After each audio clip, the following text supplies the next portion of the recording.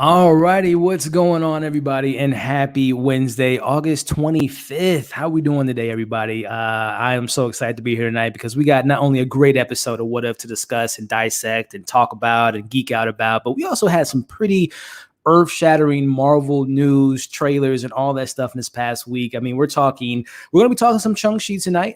We won't be spoiling anything. A couple of us have seen the film, and we'll be kind of just sharing just brief thoughts, all that fun stuff. But we're also talking Eternals got a trailer. We had the world-breaking, internet-breaking Spider-Man trailer that came out the other day, and some other news to kind of dissect, and we're going to do all that tonight. And it's going to be such a fun discussion amongst the panelists, but also everyone that's tuning in and watching some replay. It's going to be a fun time. So you have tuned in to the perfect show to geek out with, talking some MCU and everything in between. So this is your first time tuning in. My name's Elliot. Welcome to the channel. Again, we'll be talking about What If and all the Marvel stuff, but do me a favor if you're watching this live. Number one, appreciate you. But number two, make sure you're liking the video, sharing the video, subscribing to not only this channel, but all of the guests and the co-hosts that we have here. Show them some love, show them support by hitting their links in their bios and showing them some support. So with all that being said, let me get all that out of the way and introduce my co-host coming from Canada, who drops just the best content, has the best attitude, has the hottest takes of them all. I'm talking about the one and only Amanda. What is going on? Hey, happy Wednesday. It's hot takes every day, all day.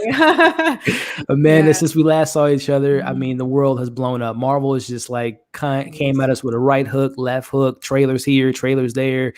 It's crazy time to be alive. Really but how are crazy. you doing? How are you doing? I'm good. Still riding that Marvel high. I watched Shang-Chi on Monday, and then the freaking trailer dropped Monday night. So yeah, I'm trying to calm down. I'm still hyped. It's crazy. And then we still got DC just waiting to come out, and obviously Star Wars later this year, and then of course everything in between. Candyman coming out this weekend. It's just a lot of stuff. It's a lot of stuff, man. It's hard to keep up with all this awesomeness. Yeah. But hey, man, if you want to let the people know where they can find you, what you do in your outlets, let the people know. Yeah, for sure. Well, you guys can always find me over at AMX NDA Reviews on Twitter, Instagram, and Letterboxd. I just uploaded my What If Episode 3 review this morning. So that's on my YouTube at Candid Cinema. I have Candyman tomorrow, which I'm really excited to watch. I haven't watched the first one yet, the original. I will try to squeeze that in tonight, but I'm really excited for that. And I just, on Twitter, it's constant hot takes. I'm very excited for Venom 2, not many people are, but I am. And that's it. You guys can find me there, and always here with Elliot, who brings in the best people, and it's just amazing every single week with him and the rest of the panelists. Candyman.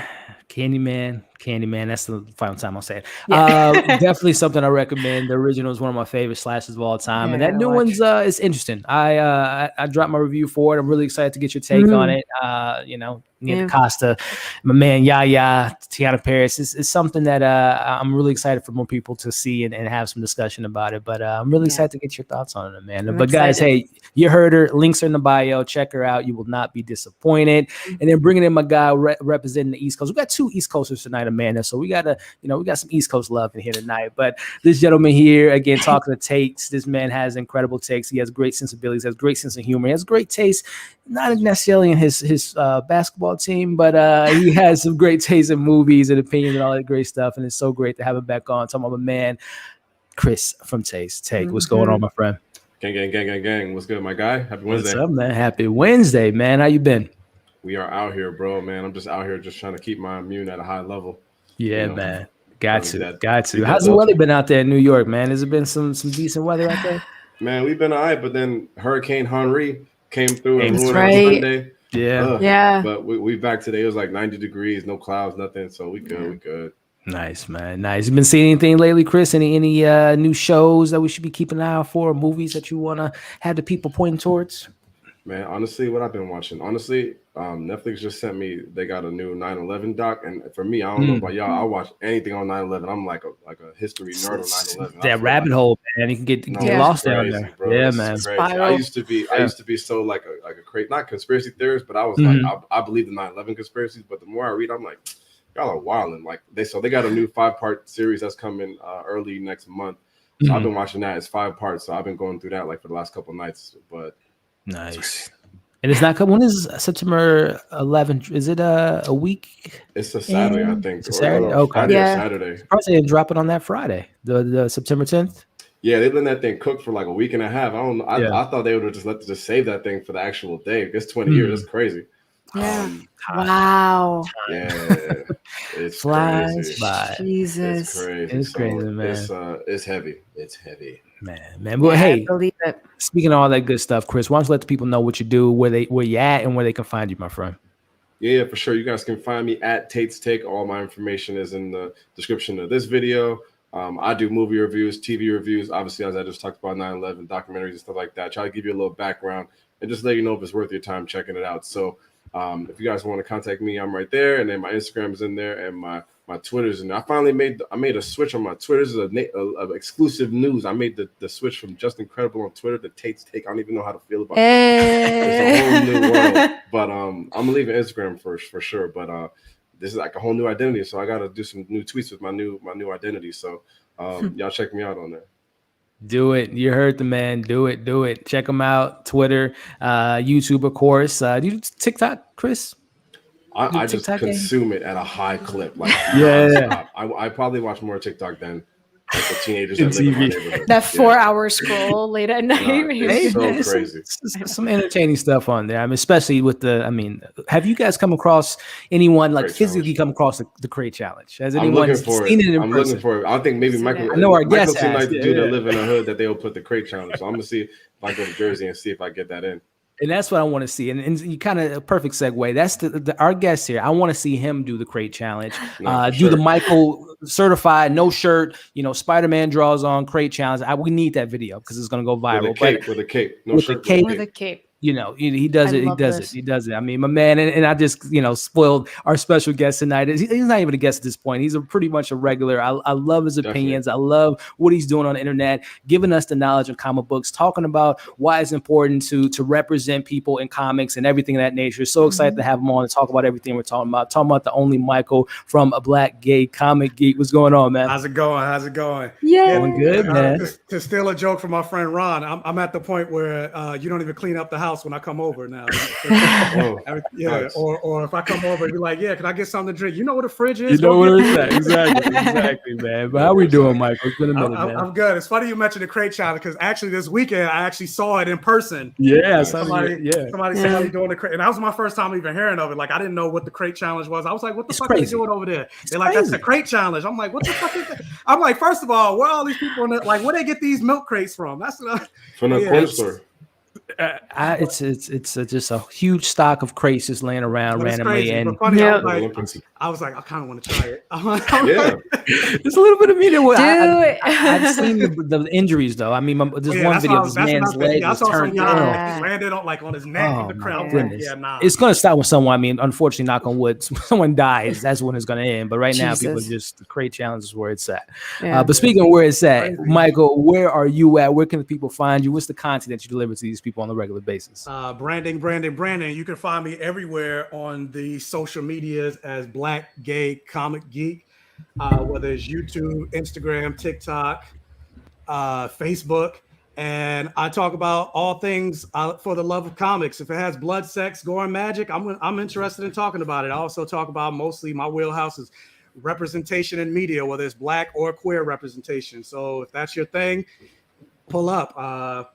I'm going to be talking about now that I got my tripod fixed because my tripod broke, so I wasn't able to record YouTube videos. So I'm going to be recording after this is over, episode 3 of Marvel's What If. I just got a screener for a show that's coming out on Netflix called Q-Force. And if y'all have seen the trailer for that, it's basically like a queer spy animated show. And I'm like, that trailer was kind of cringe. So I'm hoping I'm hoping the show isn't as cringy as the trailer. I saw the first episode and I'm just kind of like, but I'm going to talk about it. So I got to watch the rest of the episode. It may change my mind. So be on the lookout for that. Review embargo drops tomorrow. So I'm going to try to see if I can consume it all tonight. So yeah. Nice. I did like quick short minute episodes, couple 20 episodes they're like a half hour. Okay. Oh, there it is, Brandon. There it is. Hold on. Let's get him over here. Love it. Rocking the merch. Very nice. You had to support the home team. There it is. And by the way, to that, I mean, where can people buy that? Wonderful. I do have my own merch store, TeePublic or Teespring. shop.com, Black Gay Comic Geek, Safe Gaven merch. So yeah, if you're interested in that, I'll send Elliot the link so he can put that Yes, sir. in the Yes, description sir. box. I need me one of those, Chris. It's looking good, man. I love the merch. Yeah, love it. I appreciate you. It looks good. Come on, man. You know I'm holding it down. Got you. Yes, sir. Yes, sir. Well, hey, we are here to talk Marvel, all things Marvel. We got a show to talk about tonight, but we also got some big stuff to talk about in regards to movies and trailers and all that good stuff. So we are going to have a good time. And I want to say what's up to everyone in the chat. We got some people in here showing some love. We got Rims in the chat. We got Colleen in the chat. We got Miss Discuss Harley. I mean, so many great people that come in every single week showing some love. And I appreciate every single one of you all. We're going to have some good time. So again, for all those watching us live, make sure you're liking the video, sharing the video to everyone you know that loves this type of content that we're talking about tonight. And of course, if you're watching the replay, do the same and also support these wonderful people on the screen right now by checking them out on YouTube, Twitter, Instagram, all that fun stuff. They are incredible content creators, so you will not be disappointed. So let's get into this thing. We got some stuff to cover tonight. Starting off with a movie. Now, Chris, I know you haven't seen the movie quite yet. We're not going to spoil it, my friend, but there is a film that's coming out next week that myself, Amanda, and Michael have seen, and I'm talking about Shang-Chi. Now, Amanda, I'm going to come to you first because Sure. I know you saw it Monday, right? Mm-hmm. You recently saw it. Okay.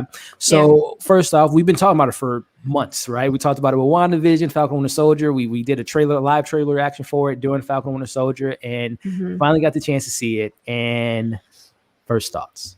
I loved it. I had a lot of fun with it. It just felt so fresh, and it had to do with the martial arts. Like, the fight choreography was amazing. The action scenes were really, really strong. And Simu Liu is fantastic. He's such a great lead, but the entire cast had such great chemistry.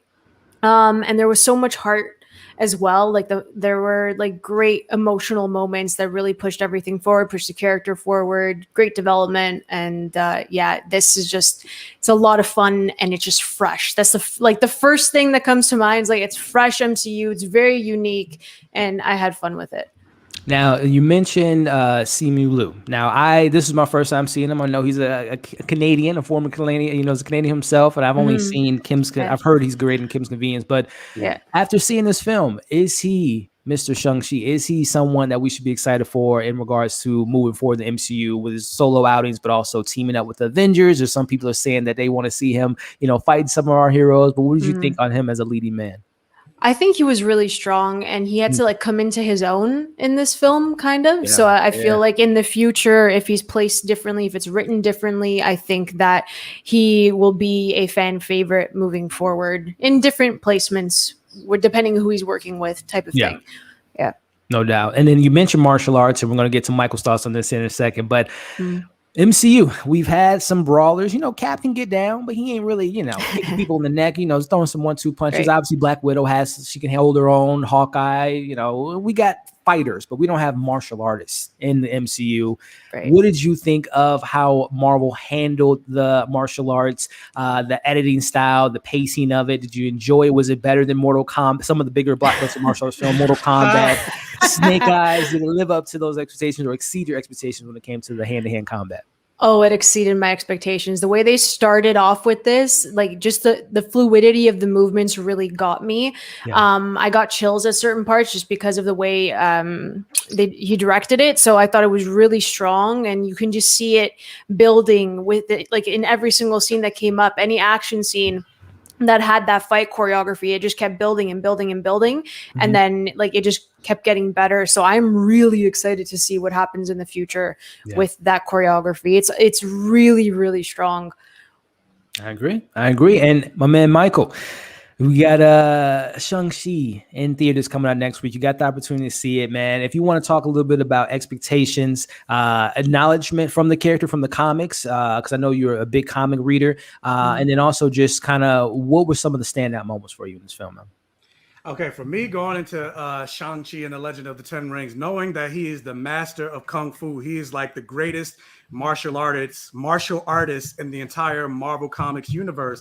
I was going into this movie, I was like, I don't care how good the acting is, the score, the cinematography. If this isn't the fight scene that we saw on Captain America and the Winter Soldier, dialed up to like a 20, I would be severely disappointed. And I definitely feel like they hit that mark in terms of the fight choreography and the action. Like, it was so fluid. There wasn't a whole lot of cut here, throw a punch here, cut, throw a punch. Like, no, it was very fluid. And you could tell that it was the actors doing, like Simu Liu or Tony Leung and Michelle, etc. Like, it was a lot of them doing the movements. And that's what I loved. Like, you mentioned Mortal Kombat. It was definitely not Mortal Kombat. And even Snake Eyes, like, I was disappointed in the action sequences in Snake Eyes. I was like, at least that should be good in this movie. But it wasn't. Like, everything about that movie was kind of trash. But and then not even the fight scenes, like just the characters overall. Like Menger Zhang as his sister Xialing. I freaking love her character. Simu Liu, like I and there's moments where I do feel like some of the drama or the dramatic scenes didn't necessarily work a lot, but at the same time, it wasn't like Iron Fist level quality in terms of poor acting and everything like that. Oh God! And he definitely has room to grow, and I feel like after this movie, he's definitely going to be a lot of people's favorite character in this new phase of Marvel, of the Marvel Cinematic Universe. And I'm excited. I definitely can't wait to see this movie again. Now, question for you, Michael, in regards to a little bit more on the martial arts, and after seeing this film, and again, no spoilers whatsoever, but in regards to moving forward in the MCU and kind of, martial arts, cinematography, this kind of looks like something new that we've never seen in Marvel. And we'll talk about Eternals in a second. How did you feel about just kind of the new elements that the film brings, without spoiling things, in regards to, exploring new elements that this film brings? This gets you excited for Phase 4? It definitely gets me excited for Phase 4, especially the whole martial art element. And this is something that Simu Liu kind of talked about, where there's a moment in the comics where Shang-Chi trains Spider-Man how to properly fight in martial arts. There's a moment where he loses his spider sense in the comics. And so he develops this technique called the Way of the Spider. Simu Liu talked about that. I would totally love to see that adapted in the Marvel Cinematic Universe with Tom Holland's version of Spider-Man. And then just some of the worlds and things like that they introduced in this. Like, it just had me excited. And without going into spoilers, there are 2 post-credit scenes in this movie. Yes. And that first post-credit scene, I'm just like, wait, what? What is that? I have no idea. Because it was very different. Like, the way they do the 10 rings in the MCU is very different than the way they do the 10 rings in the comics. So I'm very curious of how this opens the door for the greater Marvel universe in general. Well said. And then just bringing it back to you, Amanda, just kind of criticisms. Now, Michael touched on a couple beats, Simu Liu and the dramatic beats, which I totally agree with you. And I don't feel like it was bad acting. I feel like they just it wasn't as developed as I would have liked to have seen, especially when it comes to the dynamic between him and his sister. But what was some things in the film that maybe didn't click with you, or maybe it wasn't fully developed? Wish it was a little bit more of this, a little bit more of that. Was some criticisms that you have for the film? I mean, no film is perfect. For me, it's like I always look at the pacing. I think they had trouble finding their footing in the first half, and then they really hit their stride in the second. So I think it was just a bit jumbled at the beginning, and then it got better as it went on. The battle at the end is all I'm gonna say. It was kind of wonky, but any CBM, there's trouble, like it's not perfect, the third act, but I just a little bit.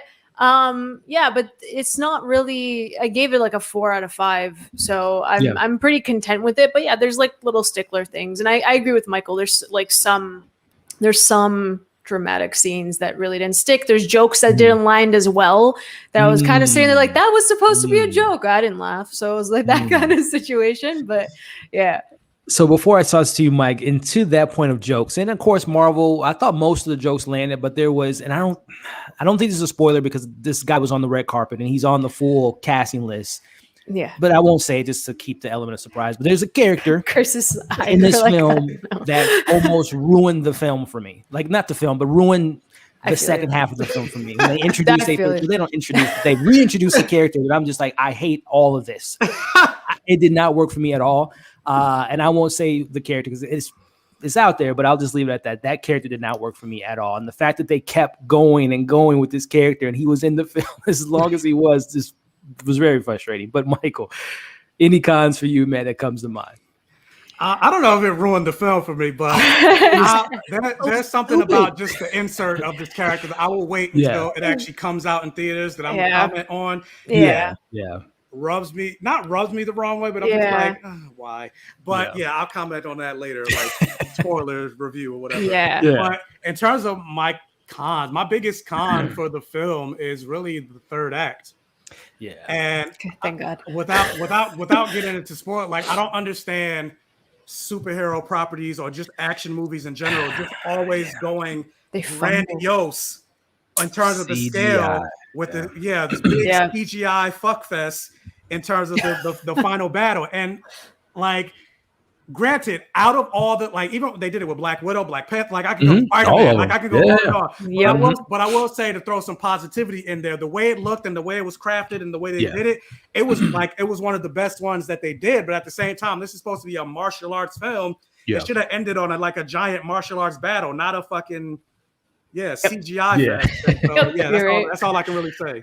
I'm right there with you. And again, to your point, the positive, it looked visually, it was very cool, but it was just like, wait, we're doing all this martial arts, but now we're going to this whole nother element, and also to the element that they kind of bring in, kind of just didn't, I wish it was a little bit more explored, but I totally agree with you with the third act. But and I know something that they did without saying it. There was something that they did in the third act that I was just like, oh, this is very like, this is for the plot. Like, you could tell, because it made no sense, especially once a certain character was introduced or being was introduced, and then I was like, use that. Like, what? Listen, man, we got to come back this panel if you guys are. We got to talk spoilers one of these days, maybe next week when Chris sees it and can dive a little bit deeper into a little bit more of our thoughts. But I'll say I totally agree with a lot of you guys' positives and negatives. One thing I definitely want to mention. Wenwu, who is Shang-Chi's father, the leader of the Ten Rings, the Mandarin. To me, he stole the film. I think he's one of the most complex, layered villains that we've got in the MCU, and you totally kind of saw where he's coming from. So I thought he was great. I also, and then to the reverse of that, without mentioning the one character that I didn't like, but I really did feel kind of shortchanged with Razor Fist and Death Dealer. I literally thought that they could have completely eliminated Razor Fist and had Death Dealer be like the second protagonist in the film, because I thought that character seemed pretty cool, and knowing that he trained Shang-Chi when he was younger. But outside of those things, man, it's a really fun film. Chris, and to everyone in the chat that hasn't seen it quite yet, it's something I highly recommend, because we'll talk about another story about it if this film, and it's a great film to see nonetheless, but I want people to see it for another film could be able to be seen on a big screen as well. But we'll talk about that in a second. But no, Shang-Chi is definitely worth your while. It's definitely one of the best origin films that we got from the MCU. Martial arts is incredible. Dustin Daniel Cretton is a fantastic director, and I'm really excited for the future of Shang-Chi. So if you guys haven't seen his movie, Just Mercy, Just Mercy is incredible. Watch that movie. That movie had me crying in the theater. It's incredible, man. And at that, and the short term 12, he's a fantastic director. And I hope Marvel continues their relationship with him, because he's definitely fantastic. So, Chris, man, any questions that you have for us without spoiling anything? Any thoughts on the comments we had, my friend? I don't know, y'all. The internet just gives me a weird vibe about this movie. Like, still, like that we're talking about it higher than it is, than like a normal Marvel movie, of epicness. Here in this, y'all made it sound really believable. I trust y'all, but just the overall internet, it just gave me a weird little buzz of just is everybody gassing this? And they want to like it, so they don't want to say nothing wrong about it, because it's it's Asian, and you don't want to sound like a hater. I gotta see it. I gotta see it to know for sure. But it just to that point, Chris, I think when people got out of that Monday press screening, it was and we talked about it on last week's show when we went over some of the tweets out there. Some of them were, to me, a little bit more hyperbole. It seemed like it was the best Marvel film of all time, which to each his own. Right. You might think that. I don't think it's on that level. Again, we talked about it last week. We'll share our rankings. It's not in my top 10. It's circling outside of my top 10. But I don't think it's as some people were making it seem like it was the best. And we talked about it, Michael, offline, the Raid type of I saw somebody was like John Campia. He was like, "Oh, it's the best action choreography since the Raid," and I was like, "Calm down, Playboy. It was not. It was nowhere close to that good. Nowhere close."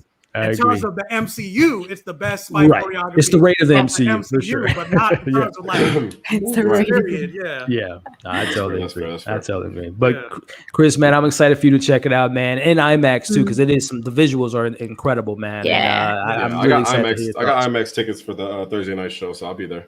Yeah, Nice. man, that's exciting, man. I'm excited to hear your thoughts again. We got to come back together and maybe talk spoilers and dive deeper into characters and post-credit scenes, as Michael brought up earlier. So a lot of good stuff to break down in this film. But hey, guys, let us know your thoughts on Shang-Chi. If you're watching on the replay, if you've got an opportunity to see it early, let us know what you all thought about it in the future of Shang-Chi. Let us know if you guys are excited for that. So speaking of Shang-Chi, and I mentioned a little bit when we were talking about it, but apparently we'll talk about the trailer, but it came out today or yesterday that there's some word around Marvel right now that, and even Bob Chapek said it, that Shang-Chi was an experiment of sorts. But apparently this movie that we're looking at here, Eternals, if Shang-Chi does not deliver in the box office, the Eternals might have a different strategy in regards to how this movie can be seen. It will be in theaters, but also it may find its way on Disney Plus, which we talked about last week as well. So, but we'll not even bring that in the atmosphere. We won't even speak that into existence. Shang-Chi's going to kill it at the box office. This film is going to be exclusively in theaters. It's going to happen.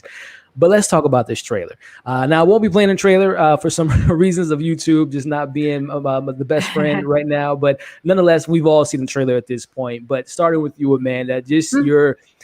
After seeing this trailer, as we see Selma Hayek and Richard Madden, it was just so great hearing Selma Hayek say Thanos. I don't know what it was about her just saying Thanos and the world building and all that stuff and putting some respect on the snap and not making it a joke or forgetting about it. Just the opening of that, the sequences, Chloe Chow's visuals. Your thoughts on this trailer, Amanda? Well, yeah, the visuals alone, it just looks so different. But I think that Chloe's making it more like she's playing off of the subtleties of like the land, and she's making it more humanistic than like this big world. I think she's going to focus on the human elements a bit more, just because even they shot on location for majority of it. But yeah, the powers, like the power sets, it looks really cool. The costume design looks cool already. But they're really playing off like the subtlety of human connection and emotions, because they are the Eternals, and you know, they're old. they've been through it, you know. Yeah. So I'm excited to see it. I'm really excited for, you know, Richard Madden, for Brian Tyree Henry. He was already making me laugh in the trailer. And then seeing Thena, like she's one of my favorite characters. So Angie, my God, it's going to be awesome. So I'm excited to see what happens. Yeah, I totally agree with that. I mean, the you can just tell that there's just so much passion behind the film. And again, Chloe, just an incredible storyteller and filmmaker. It just looks gorgeous. But Chris, man, I know, was it this trailer you said you hadn't gotten seen yet? Or was it this one? Did you say you didn't get a chance to see, Chris? Yeah, I didn't get to see it. When you were setting up, though, I watched the beginning of it, and it's already... it already started off like better than the other Eternals trailer. I was like, yeah, this thing is heavy. And then I heard we showed that Thanos bar. I was like, okay, she's going after it. But yeah. Well, let me show you something here, Chris. There's a lot of funny jokes out there on the internet in regards to a particular character. You know, me and Amanda talk about it all the time. Man of Steel 2, we haven't gotten. It's like we're never going to get it. But it looks like Marvel has their own Superman. And I believe the characters, I'm not too familiar with Eternals, but Icarus, I believe is his name.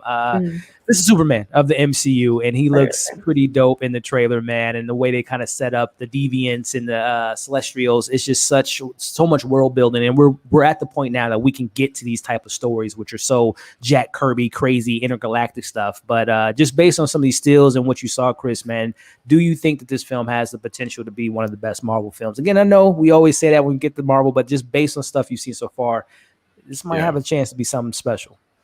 Yeah, to be honest, I didn't know much about the Eternal story. I didn't know much about the Shang-Chi story still.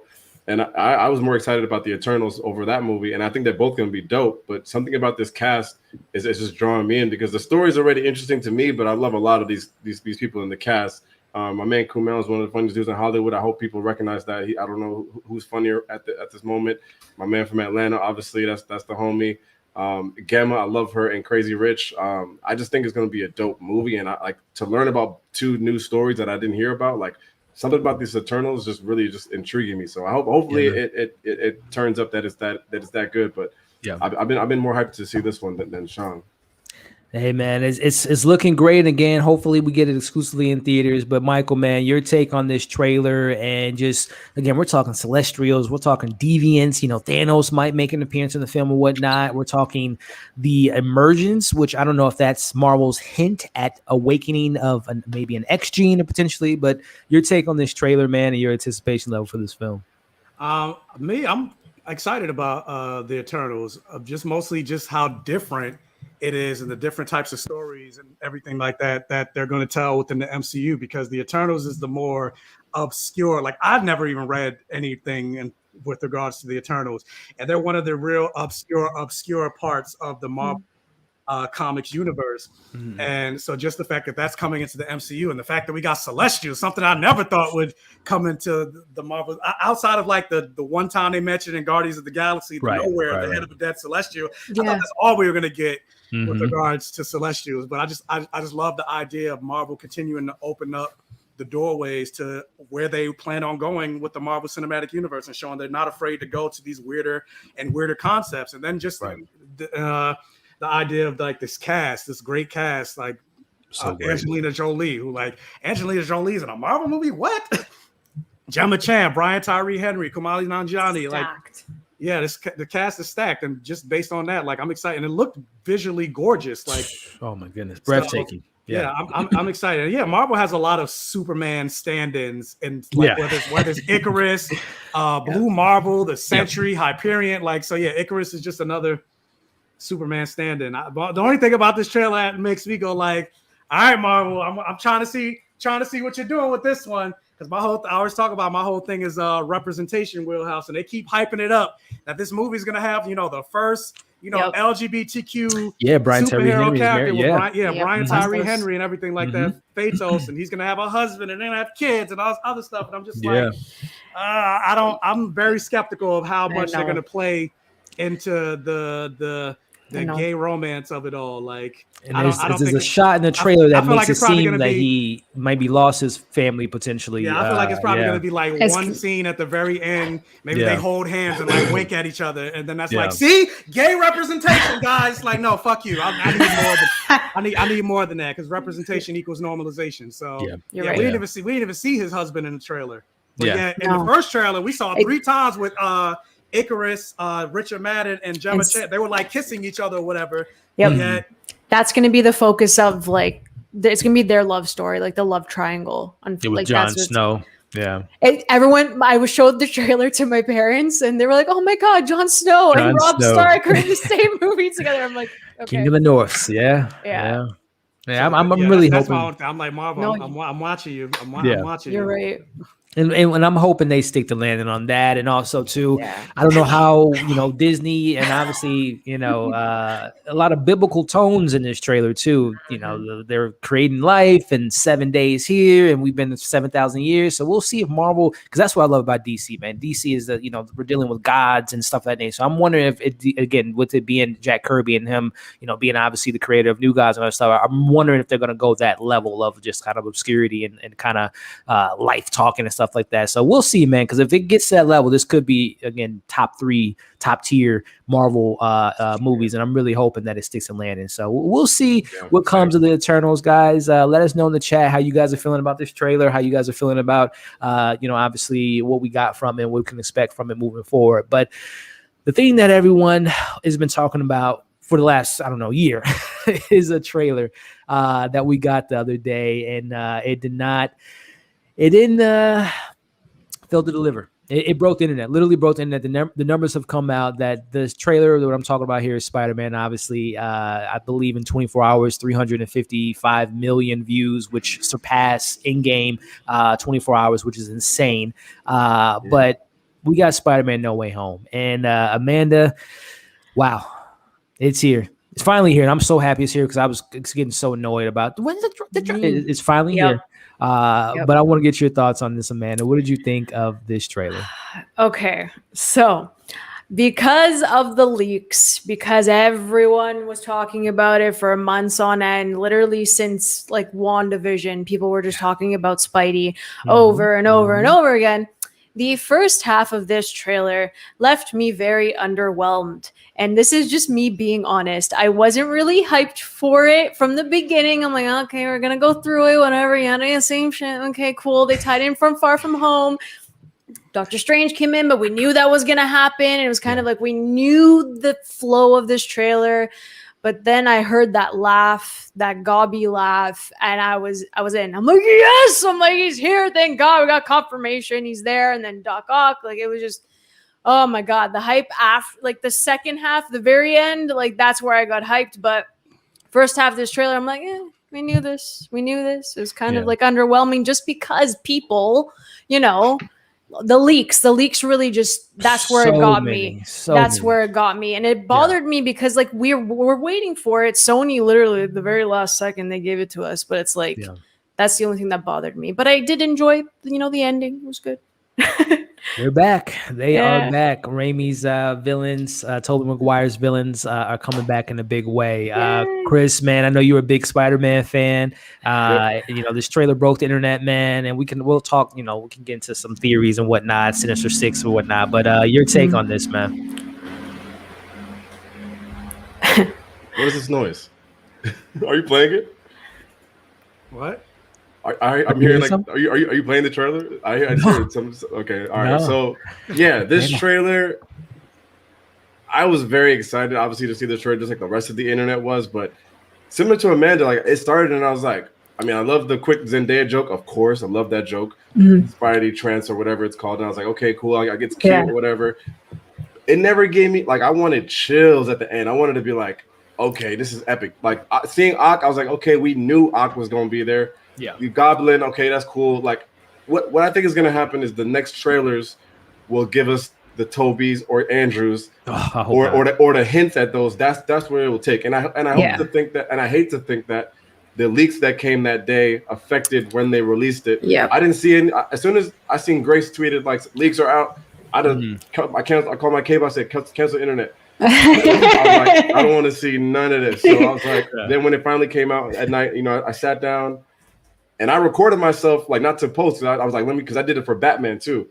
And the Batman trailer to me was a better trailer because I was like, I had moments where I was like, this trailer, I was like, okay, like I just maybe we just know too much about these movies now. I think so. It don't really like that Endgame trailer. Chill. I could play it right now. I've seen the movie 18,000 times. I'll play it right now. I get chills. This Spider-Man trailer, it's a teaser. It's not supposed to blow my socks off. Maybe. So that's fine, but I think that the next couple ones will really get crazy, and I'm excited to see where we go with that. I couldn't agree with you more in regards to the time we live in as far as like leaks. I try to avoid them, but at this point, it's just like we already know, number one, when it comes to the leaks, not only are we getting it from the internet, but then, and it's no offense to these incredible actors, but when you have Alfred Molina last year saying, hey, I'm going to be in the film and I'm going to be Doc Ock from Spider-Man 2. It's like, what? Why are you saying this? And then my man, JB Smoove yesterday, I don't know if you saw it. My man was on, I don't know where he was at. He was like at a golf event. I don't even know what it is. I don't even know why the person asked him this question. But the buzz. They asked my man JB Smoove, hey, you know, are you excited about the trailer? And he's like, yeah, man. And then the guy asks him, I got to ask you, JB, who are you more excited to see Tom Holland team up with in regards to Spider-Man? Andrew Garfield or Tobey Maguire? He said, Tobey Maguire. Yeah. I died. To be fair, he could have just been like literally just thinking like I would have liked to see him against the screen. But I mean, it's pretty much, I was pretty sure that at this point, Tobey Maguire and Andrew Garfield is going to be in the film. But I don't know, man. The leaks are just kind of killing it for me. Michael, man, has the leaks kind of somber your feeling on this trailer? Excitement. Before Michael goes, like, is no one sitting down with these people to be like, look, we will cut your check in half. It's Sony, though. We have to look at it like it's Sony's fault. All of this technically happened. I mean, Sony has no offense, and Amanda, you know this. I mean, I'm pretty sure they do have like NBA contracts and things like that. But they do, but like Sony's just something, man. They are something. There's something. But I mean, to Chris's point, I don't know why these actors, and again, I know that they're professionals and this, and sometimes they can get caught off guard, but this is your job. This is literally your job. And you know, at this point, Marvel's been around for 13 plus years, the secrecy about this, but not everyone works in it. I don't know. I'm totally with you because I don't know why people are just like, you know, even Tom Holland's been guilty of it, but the leaks from the actors themselves. But Mike, man, your thoughts on number one, these leaks, and if it's tampered your excitement level for this film, and of course your thoughts on the trailer. Yeah, I think for me, I'm pretty much on the same page with all of I'm still excited. I'm excited to see this movie. I'm very excited. Spider-Man is like one of my favorite superheroes of all time. Like you see, I got the Spider-Verse shirt on. So sick right now. And so for that reason alone, I'm excited for this movie. But in terms of like the trailer in and of itself, like, yeah, I was just like, I'm not surprised by any. I already knew Doctor Strange was going to be in this movie. I already knew the guy because what's his face? William Dafoe kind of hinted that he was going to be in the movie. So I'm like, all right, I'm not surprised at that. Dr. Octopus, I knew that was coming. So it was just like nothing about this trailer like really surprised me with all the leaks. And then on top of that, like once the trailer officially came out, because it came out like right when I was getting ready to go to work. It came out like 9:45 that night, Eastern Standard Time. I was getting ready to go. I was leaving to go to work. So I was like, you know what? I'm not going to watch the trailer or anything like that because I wanted to do a live YouTube reaction video for the trailer. So I'm like, I'm going to stay off the internet. I'm not going to look at anything. I'm not looking at Twitter, Instagram, because I know pictures are going to go, everything like that. Then my fucking friend texts me like, yo, that was Dr. Octopus, Green Goblin, all this other stuff in the trailer. I'm just like, you fucking bitch. So even that kind of like, I was like, I already know who's gonna be in the trailer. So like, God. So yeah, even that like kind of tampered like my surprise and excitement level for the trailer. But in terms of like the movie in and of itself, just the fact that we're getting Andrew Garfield, Tobey Maguire, and Tom Holland all in a movie together, I am excited about that. I do kind of. It does kind of rub me the wrong way a little bit. And I understand they had to release it because of the leaks. But even before the leaks, there was talks about it coming out on Monday anyway. But I kind of feel a type of way that they released the trailer on the same day the review embargo for Shang-Chi dropped, where it's like Spider-Man kind of overtook the conversation, where I'm like, we should be talking about Shang-Chi, which comes out next week, as opposed to a movie that doesn't come out for... a couple months from now. And I get Spider-Man's the bigger character. Spider-Man's, the more marketable character, the more well-known character. But I'm just like, like instead of talking about the first Marvel Asian-led superhero film, we're still talking about Spider-Man. Even though we pretty much know everything that this movie. Like if you saw Spider-Man Into the Spider-Verse, we know what this movie is going to be about. Pretty much. Literally. Like, no, I totally agree with you. It did still a lot of the lightning from Shang-Chi, and hopefully again we can pick that momentum up when the film gets close to its release date. But it did definitely. I mean, this has been a talk of the town for the last 48 hours. I will be mad though if they don't, because I feel like if they're smart, they were told like the writing is on the wall for this. If they don't say Tobey Maguire's version of Spider-Man Peter Parker is not a variant of Tom Holland's Uncle Ben.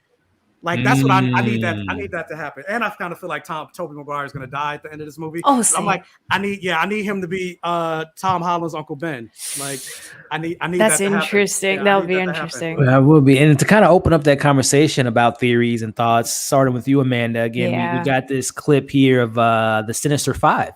We got this shot. Some people have been, analyzing, dissecting this trailer from up and down. It's kind of dark, but apparently this is Lizard. Some people think it might be Venom. I doubt that, but I definitely could see the Lizard. We got the shot of Sandman, and Electro, and looks like Sandman might be protecting, Tom Holland. And some people are speculating that little red on the left there might be one of the Spider-Mans, but I doubt they put that in the trailer. And of course, we got Green Goblin, we got Doc Ock, which brings me to the question: who's the sixth member of the Sinister Six? See, like leaks, man. Like it's so bad because I see everything like all the time. It's like I don't mean to. Why do they have to show the likes from other people? That's what bothers me. Like on the TL. Anyways, I would love if they bring Mysterio back. To be perfectly honest, I think it makes sense. Exactly, and like Jake Gyllenhaal's a lot of fun. So they can do so much with like the special effects as well as we saw in Far From Home, which is like one of my favorite sequences ever. So I would bank on Mysterio just because like with Vulture it kind of doesn't make sense because of the whole Morbius situation because they also spoiled that, Sony, so we can't really, it doesn't make any sense. But yeah, I definitely take Mysterio. My money's on Mysterio for sure. Chris, man, if you had to bet some money on this, and again, I guess candidates would be Mysterio, Vulture, Scorpion. I don't know, is it Craven, which I don't know if they'll bring in Aaron Taylor Johnson to the mix. But your thoughts and your monies on who is the sixth member to make its appearance in this film? Yeah, I have no idea. My money is on Amanda only because they referenced, not actually Amanda Thank as you. the villain. I mean, Hey, We all I didn't know. want to say it, but you know, where is it in the trailer here? There's a devil in the background of one of these shots, but We all know Amanda's a good guy, but thank you. I would say Mysterio only because they There it reference it is. in the trailer too. Like you know, they talked about, you know, killing Mysterio or whatever. Yeah. That's the only reason why I would vote for that. But yeah. Michael, man. Who's the sixth member? If they do, I think they're gonna do Sinister Six. But and again, I guess Rhino. I forgot about Rhino. He was obviously in. Please no, please Mr. no. Yes. Paul Giamatti. Bring back Paul Giamatti. Yeah, but that's the worst scene in Marvel history. So much fun. Come on. Oh man, hey. Oof. I'm like, because Mysterio makes the most sense. That's why I don't think they're gonna do it, because like they never do the stuff that makes the most sense. But my theory is going into Mysterio, and then also just like enjoy, because we haven't talked about like the devil in disguise. I'm like, with everything that's going on with Peter, I'm like, looks like he needs a lawyer. So like, yes. yeah. Can we see Matt Murdock? Is that Matt Murdock? Totally. Is that Matt? Is it him, guys? That's a stand-in right now, but we know. We know. I mean, it's that detective that's talking to him. Or they might do a 180, because we know She-Hulk is coming. We know She-Hulk's a lawyer too. It could be She-Hulk. Yeah. But I think I definitely think, especially considering the relationship between the two in the comic. The leaks with Charlie Cox being on set. Yeah. Again with the fucking leaks. Like, Daredevil has to be there. And then also I feel like if Sony's smart, jump into a different conversation, because we know they're not going to give up their rights to Spider-Man, especially since it's really their only profitable franchise outside of like Jumanji. Yeah, true. I feel like if they were smart, they would take this movie as a jumping on point to have Andrew Garfield continue on in like the vent, like, and let him be the Spider-Man universe. Let him be the Spider-Man and Mobius. Why the fuck can I talk? Mobius. Yes. So like it would make sense for that to happen while Marvel was letting Tom Holland exist over here. Andrew Garfield could exist over here, and they could kind of have their cake and eat it too by having two Spider-Man franchises going on without fucking with Marvel's bag. Because I remember a while ago when Amy Pascal was like, "Oh yeah, Venom's going to be in the Marvel Cinematic Universe." Kevin Feige was like, "No, the fuck he isn't." So I mean, if they were smart, they would do that. Yeah, so, I love that. And I've heard some people say too, even the Miles Morales, having in that universe, maybe playing with Venom and stuff like that. That would be kind of different and new. But Tobey Maguire dies. I don't want to say it, but there's like speculation of him being somewhere. So I don't know. Some people think that might be his mom in the trailer, with Peter and the woman in the car. But one last thing, I don't want Miles yet. I think it's too early in terms of like Tom Holland. He's literally still a child. It's also kind of part of the reason. But give me that tease at the post credit scene though. I need that. But I'm like, as much as I like again, Spider-Man is my favorite superhero. In terms of like how they're depicting him in the MCU, I'm not necessarily a fan. Like even in this movie, like all of the villains that you're having in this movie aren't really his villains. They're Andrew Garfield's villains. They're Tobey Maguire's villains. It has nothing to do with Tom Holland. You got Doctor Strange in this movie again, who's another father figure instead of him standing on his own. You're hitting the nail on the head, Michael. That's seriously been the biggest. I don't want to say flaw, because I always go back to the defense of MCU. When they got Spider-Man, their thing was you will see Spider-Man do things we've never seen before, right? So he's interacting with the Avengers and all that stuff. So I get it's just like that whole thing. But like you said, Michael, we've yet to get a solo Spider-Man driven story, right? It's been the Iron Man. It's been which brings me to this point, and we'll kind of wrap up and get into the What If episode. But Amanda, the talk in the town and on Twitter is, how dumb is Doctor Strange for listening to Peter conjuring up this spell that Wong told him not to do? And then of course the theories come out, is this really Doctor Strange? Is there some type of alternative motive with him helping Peter out? Is this connected to, did he start the multiverse? Was it Sylvie? Was it what we get with WandaVision? Was it Agatha all along? Was it Agatha? The wink in the trailer, right? But I just want to know, what's your thoughts on this conversation about Doctor Strange? Is he just an idiot? Is there some motives? Is it really him? I feel like Doctor Strange, he got bored and he wanted to have some fun. So I think that's what it is. Wearing a hoodie and this. Yeah, he's chilling. He's like, I got nothing to do. It's like, I don't know why it's snowing. Anyways, it's a whole different conversation. I do think that there's two different versions of Doctor Strange within this trailer. I do think that if Peter stayed quiet and wasn't like pestering him throughout the spell, things would be different. I do think that it's his fault that things go south, the multiverse does what it does. Yeah. All of this could kind of happen simultaneously. It's a domino effect. I don't know how that works, but I do think there's two different versions of Doctor Strange. And I do think that this multiverse is like one specific timeline, one specific destination where everyone just exists together. And I think that's what I'm leaning towards, that they're all in one spot type of thing, kind of like Loki with all of his Loki. So I think that kind of could be the same thing, not to that extent, but I am leaning towards that as a theory.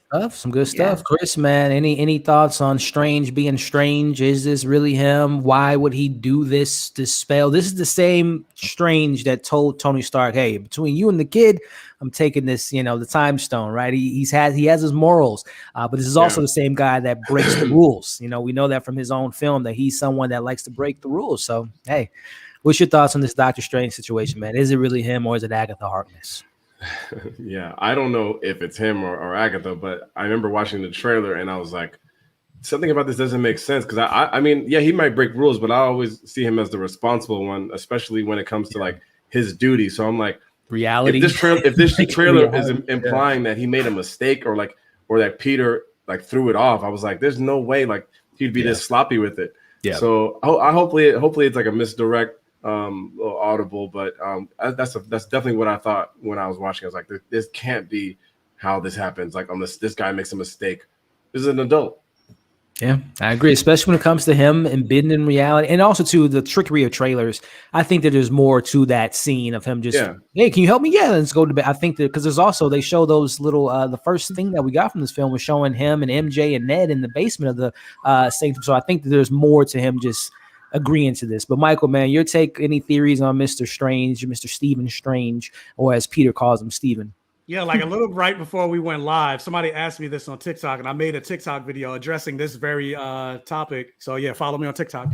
But because a lot of people were like, "Oh, is this out of character for Doctor Strange? Doctor Strange wouldn't do this. Maybe it's Mephisto." Like, because this storyline and everything like that is kind of similar to the Spider-Man One More Day story, which also connects to Mephisto. And I'm like, not doing Mephisto. Like, if they would have did it in WandaVision at this point.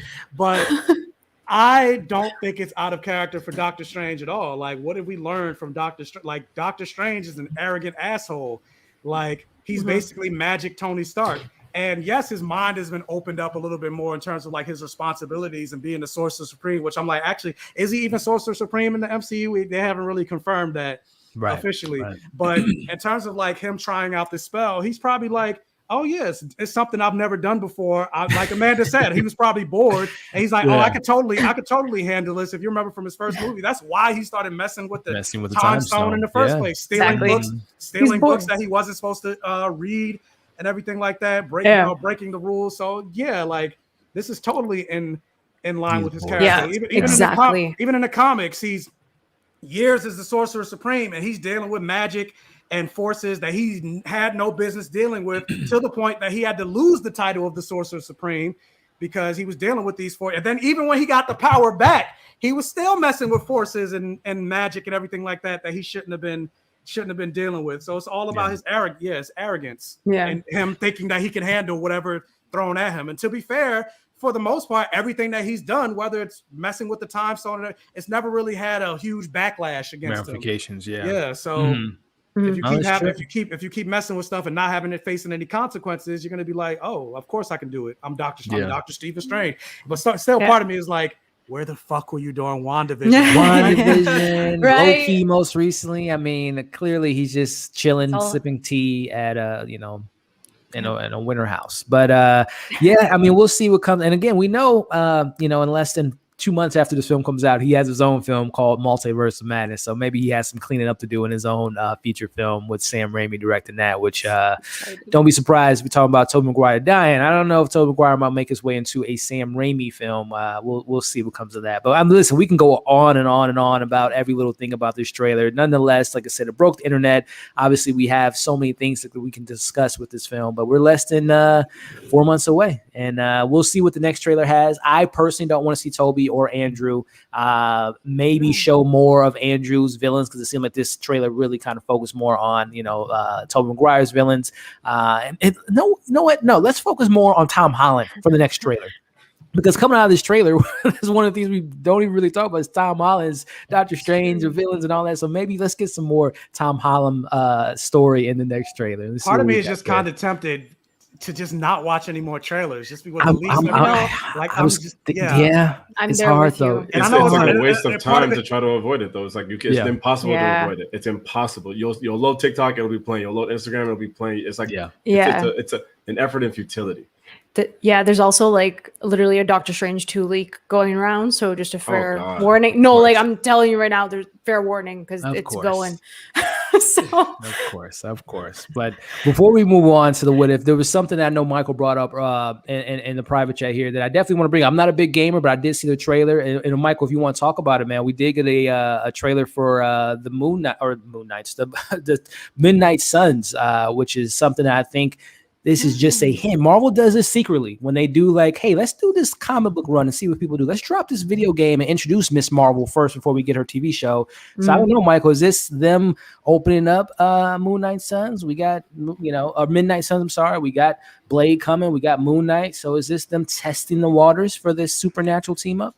I definitely think it is, especially with the way the ecosystem of the MCU and the comics and everything like that is going. Like they introduce a character, they make that character just like they are in the MCU. Like there's this whole thing. So I'm like, if they're doing a Midnight Suns video game, I have a feeling they're gonna probably do maybe like a Disney Plus Midnight Suns property. But basically, Midnight Suns, the trailer just dropped. It's a video game. It's coming out for Xbox, PlayStation, PC.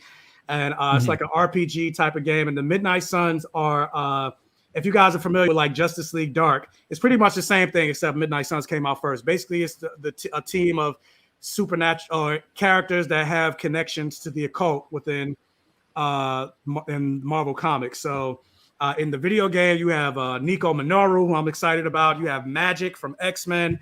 Wolverine, who always fights vampires and things like that. Captain Marvel, Iron Man is in the movie. Strange.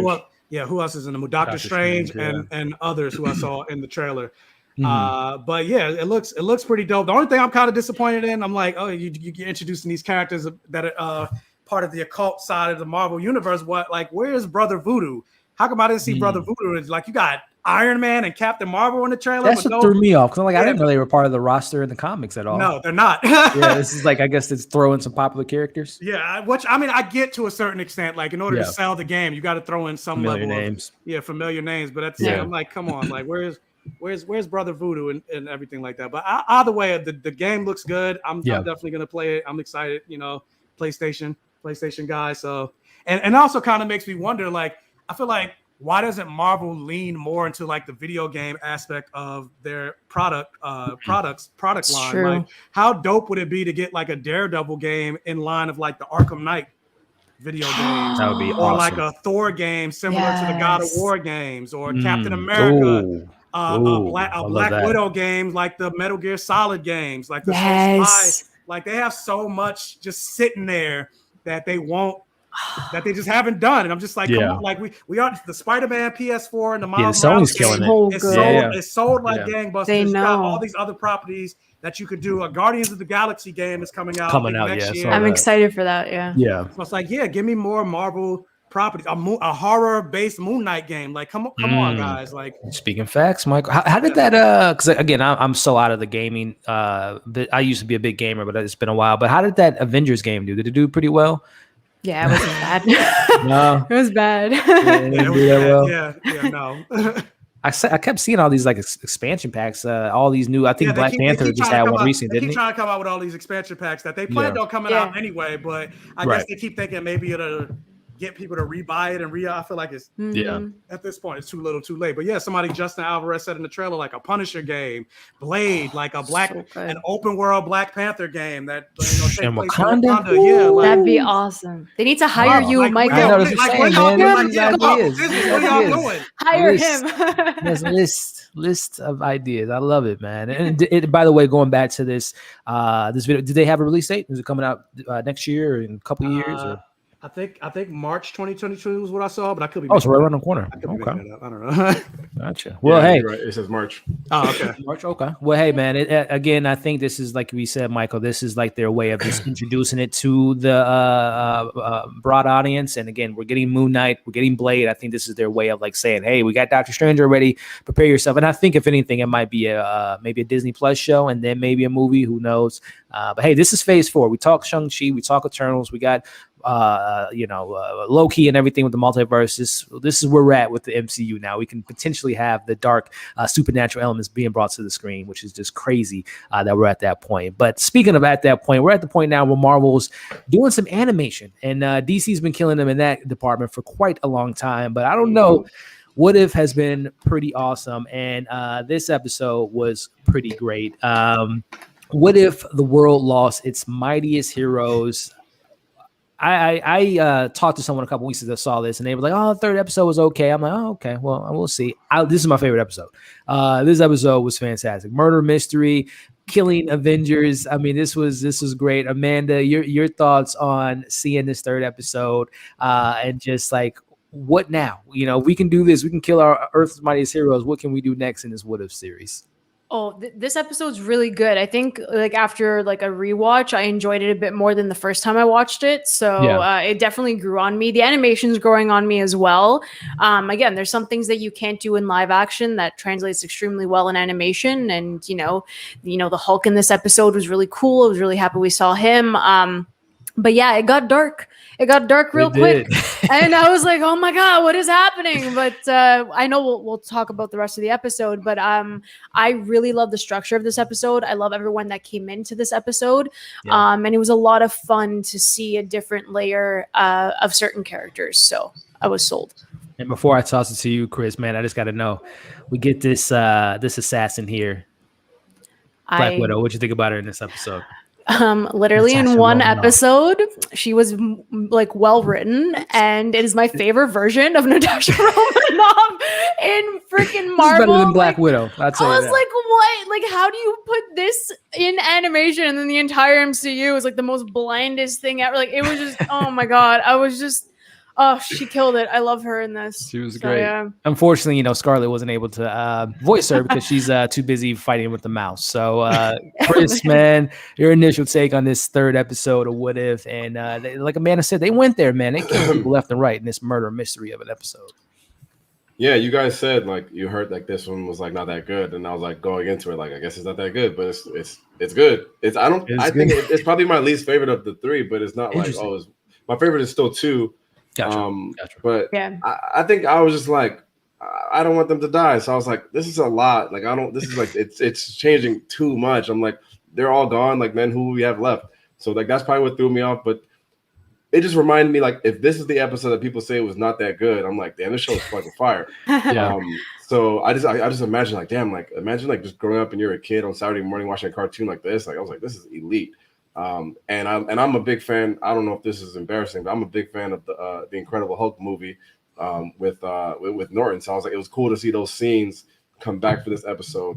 Yeah. So a lot of those good callbacks where I'm like, oh, they acknowledge in this movie exists. That's fucking dope. Yeah. and to that point, they acknowledge another film I think is kind of the bottom list for a lot of people, which is Iron Man 2. So yeah, to your point, it's interesting that they did that with Endgame, with the Thor movies, and now we get this kind of going back and maybe making those films maybe a little bit more entertaining or go revisit, I guess I should say. But Mike, man, what did you think about this episode, my friend? Avengers getting taken out left and right, and just the overall tone and what we're getting with this series so far, man. It's funny on one hand how in this episode of What If they acknowledge that the Incredible Hulk movie exists, but then I saw Marvel released a list of the official like timeline of the Marvel universe with by every movie, and Hulk wasn't on that list. Oh wow! So I'm like, so on one hand they acknowledge it exists, but then on the other hand they're like, nah, this movie. Where did they drop that? It's like Baltimore, the list that shall not be named. Oh wow! I'll forget. I'll send you a link of the list. I saw the article on like comicbook.com. Yeah. So, but yeah, I love this movie. I got the screener for the first 3 episodes of What If, and this was my favorite episode of the 3. And then when I saw, like, I remember when you were live on Brandon's show, Just My Opinion, he was like, oh yeah, I didn't really like this episode. And I saw other people saying on the internet like, oh, they didn't really care for episode 3 that much. And I was just like, am I trash? Like, what are y'all watching? Like, I freaking love this episode. Like, yeah, episode 2, I loved episode 2, but yeah, this was my favorite of the 3 because I just thought it was so much more mysterious, the murder mystery aspect of it all. And then just like it was so different, but yet so familiar at the same time. And then just seeing what happened to these characters that we know and love, and seeing that really like pretty much all of them died, like damn near. And like it was just a fun watch. And yeah, like this little half-hour episode, this is probably the best depiction of Natasha that we've seen in damn near 10 years of movies. And then not only just that, but I feel like we got more in this episode regarding the relationship between Natasha and Fury than we've gotten. The trust. The level of trust that we've gotten in this episode than we've gotten in all the other movies. Like, it hurts. And it just makes you wish or think about what you could have gotten. What if? Literally, what if the writing was better for Natasha Romanoff? Exactly. Like, Pretty much. Like, this is Marvel meta. They're so meta. And it goes to show like a S.H.I.E.L.D. based with like Natasha, Fury, Maria Hill, and even Hawkeye. Because I'm like, what the fuck was Hawkeye and Winter Soldier? Like, it was about the fall of S.H.I.E.L.D. He is a S.H.I.E.L.D. agent. Yeah, he wasn't in the movie. I feel like something like that, Coulson, everything like, I feel like it could really work. And this episode showed that. Like, I would have loved, like, if this was Agents of S.H.I.E.L.D., but like a movie more so, because obviously they couldn't do that for the show. But yeah, like I freaking love this episode.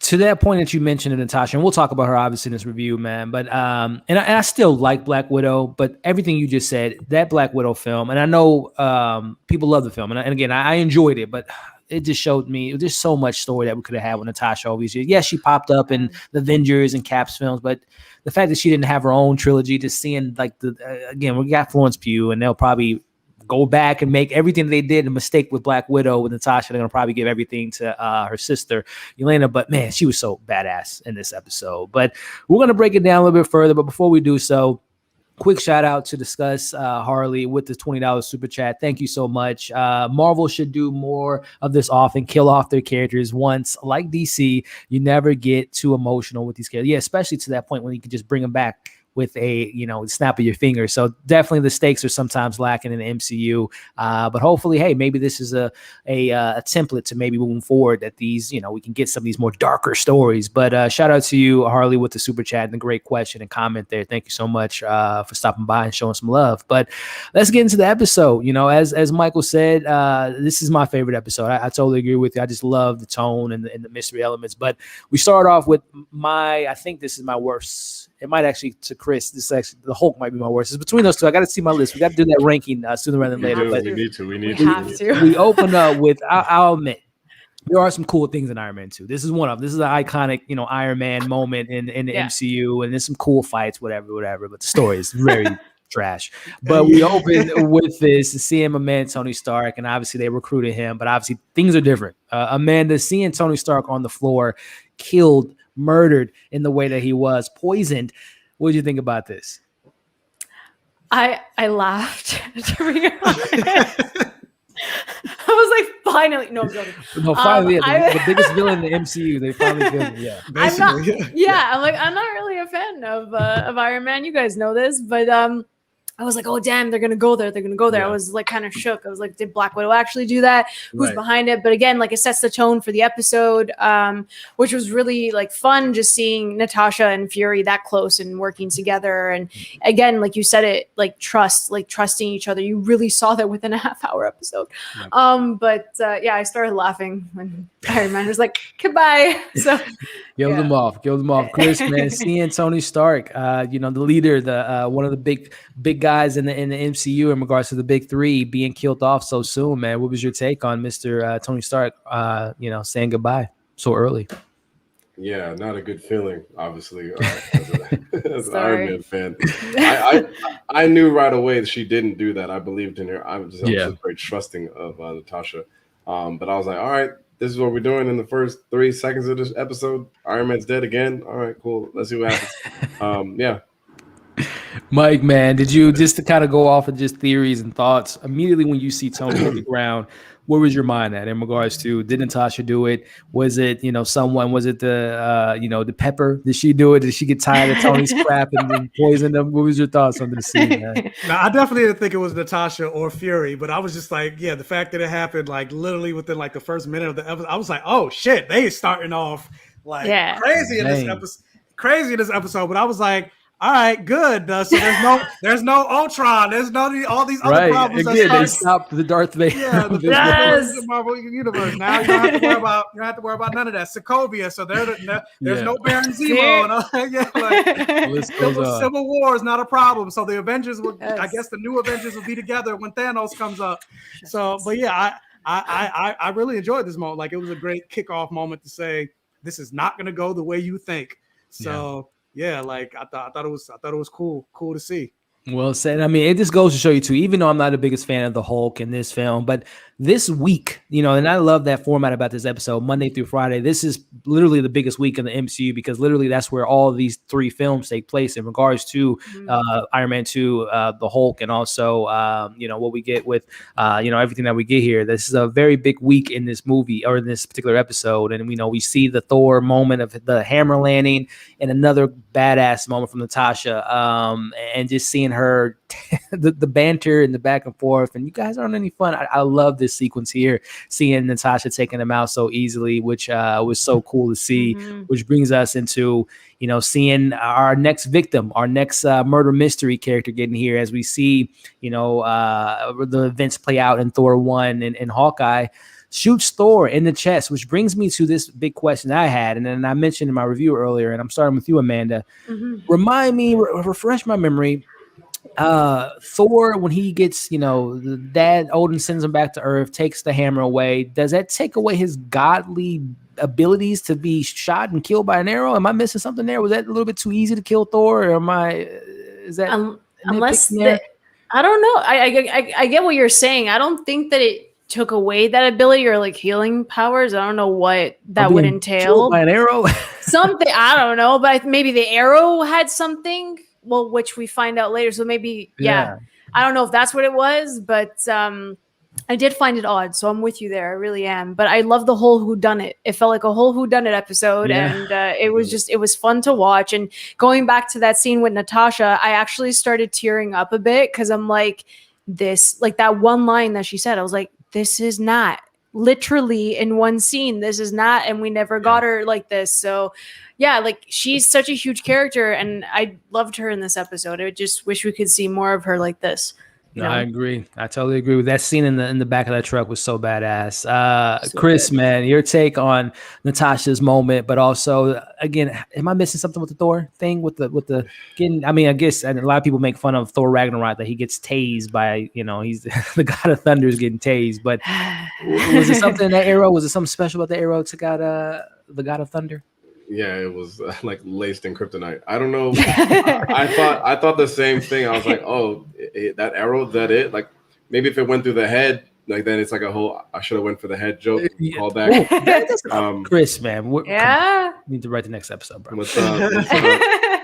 So yeah, I thought the same exact thing watching that episode. But yeah, in the movie Thor, I just remember he was banished back to Earth, and he was taken his worthiness was taken away, so you couldn't lift the hammer anymore. But I didn't think it was like you're weak now, right? You can. But he was also like needing rides and stuff. He wasn't flying around, so yeah. And then Natasha in the car, that was a dope scene. I like that scene a lot.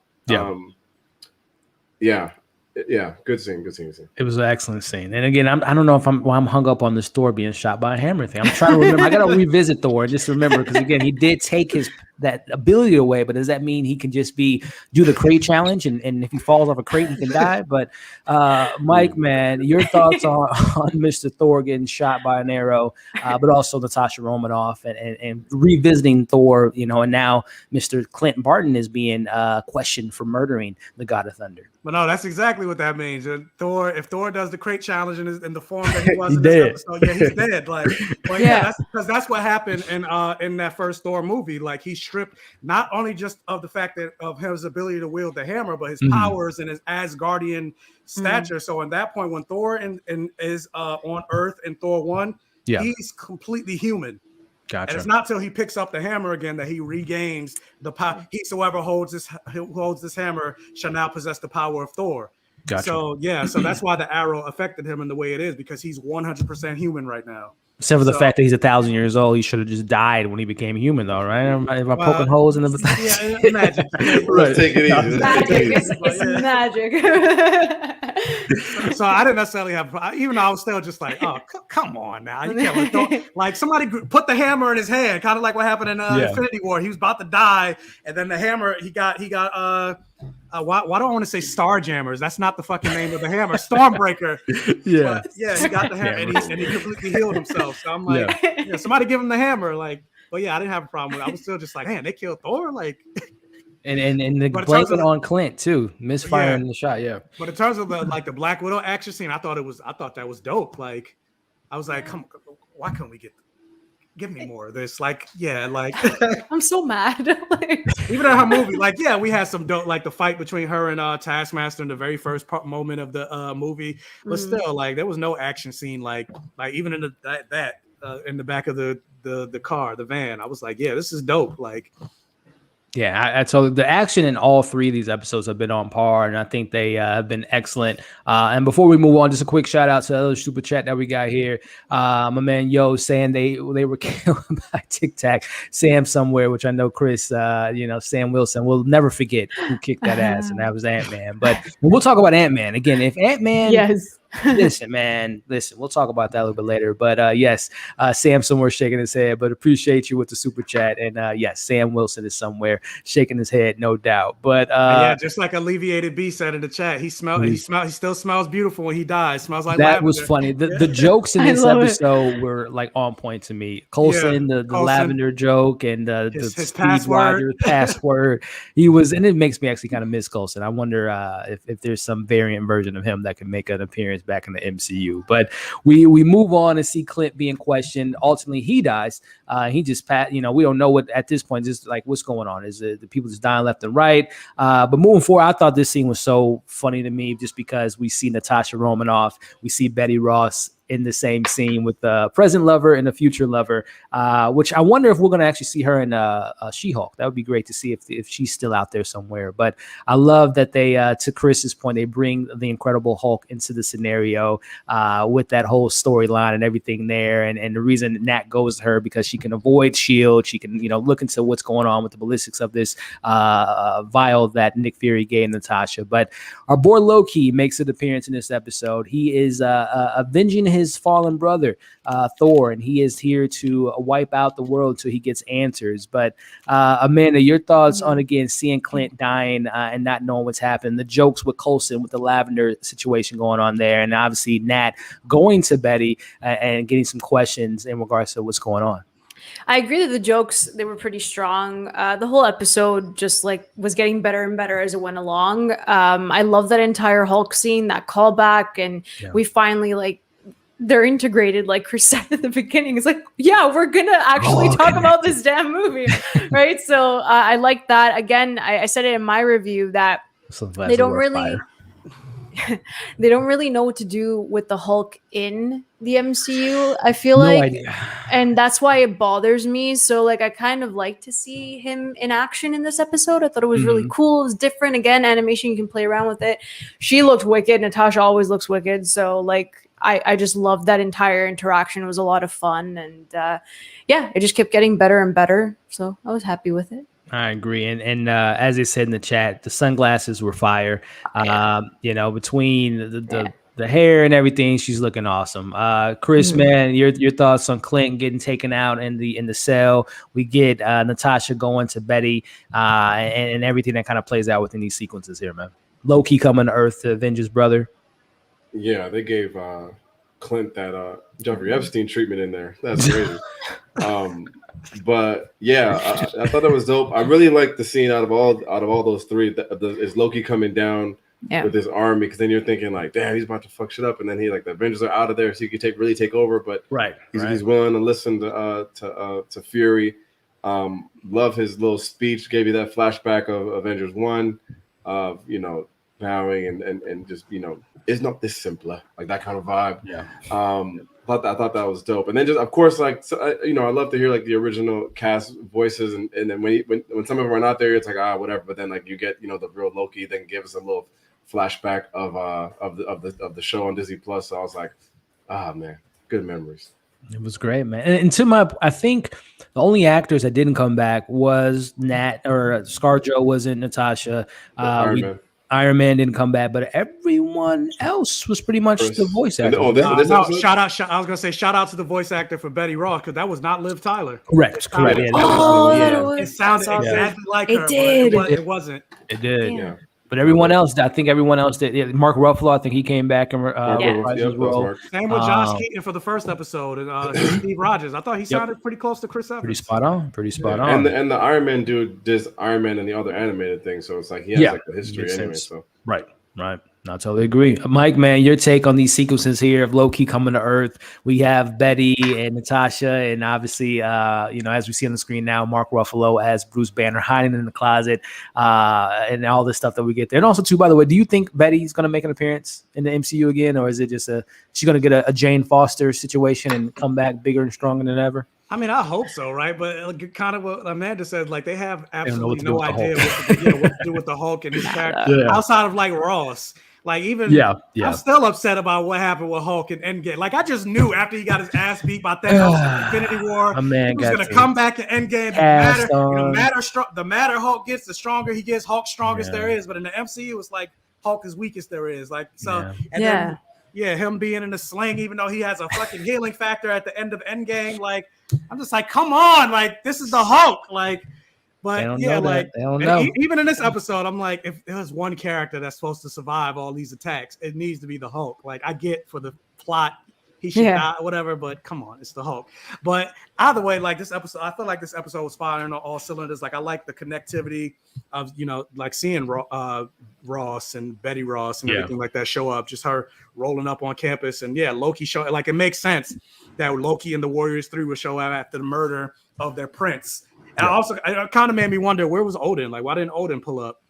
True. Especially his fallen son. And based on him being sent to Earth was his father's order. So because of his father. So you would think Odin, or they even reference Odin. But either way, I thought it was great to see, all of that. Loki using the ice powers again. Yeah.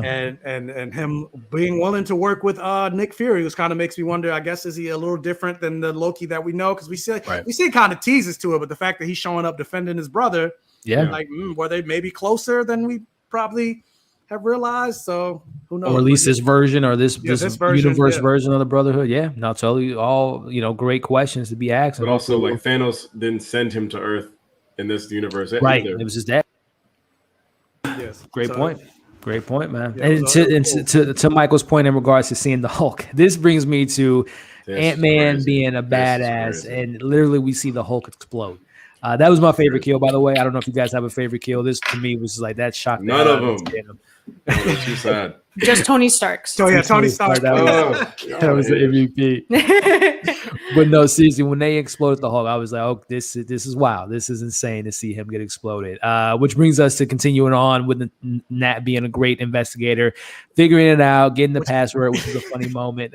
Steve, I don't even remember the code, but I think it was his birthday, right? February 4th or something like that, or July 4th or something like that. But she logs in and we see the information there, and that's where she kind of puts two and two together. It's all about hope, which at that point, obviously, was it in this point for everyone in the episode? Did you guys figure it out before that it was potentially someone in the Ant-Man universe, or quick? No. Yeah, I'm right there with. I had no idea even until she started fighting. I'm like, it was someone. I didn't know it was Hank, but I figured it was someone in the Ant-Man universe. Which brings us to Nick going to the car, getting that pager, and we know who's on the other end of that pager, who we'll talk about here in a second. But we get the reveal, starting with you, Amanda. It was Hank Pym all along, but not the Hank Pym that we know.